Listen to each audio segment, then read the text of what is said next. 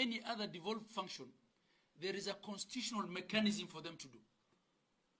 They should have given a conditional grant to help deal with the issue of the COVID crisis.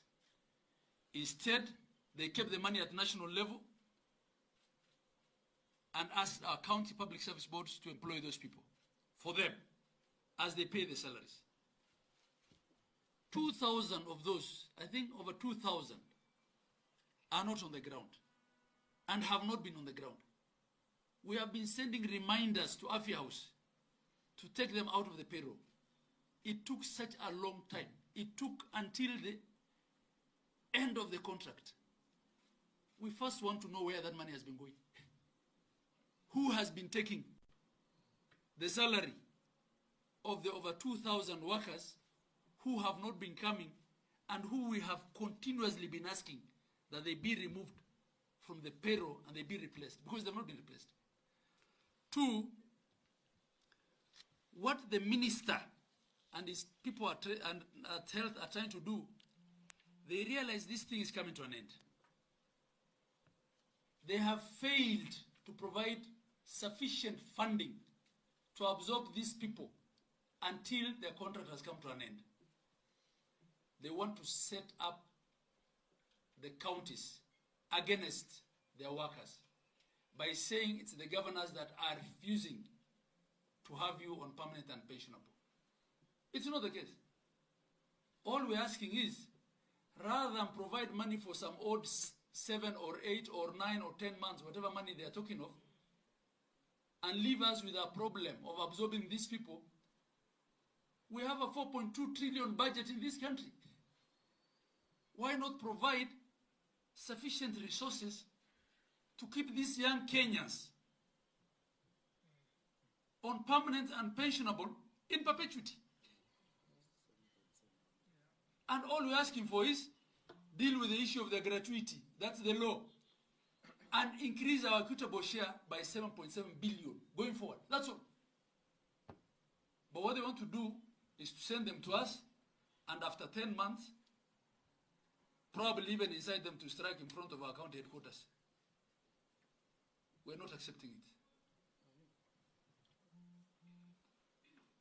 it. Enough is enough. The world over, and I've said this many times, decentralization, devolution has been killed through administrative fiat.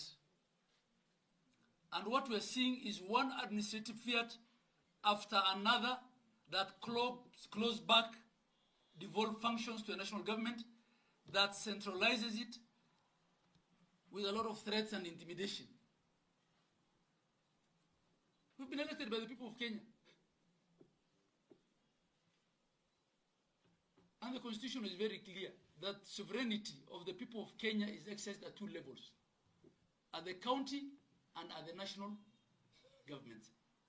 As governors, we are saying no to threats and intimidation.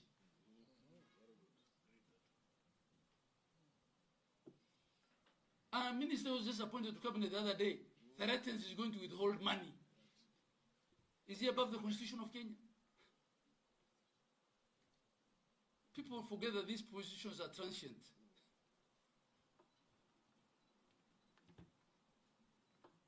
On e-procurement, Article 6.2 of our Constitution is not inferior to circulars issued by the National Treasury Minister. So he can't threaten us.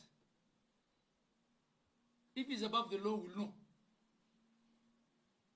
He cannot threaten us that he's going to withhold money because you've told him the system that he has procured. I don't know where from, and how much, and whether it was still procured through process, is not working. If it's not working, it's not working. And no one can shove it down our throats. You must address the issues we're raising. And you must respect that we're 2 levels of government, and we're both a creation of the Constitution of Kenya. I think that's all I want to say. I'll allow my vice chair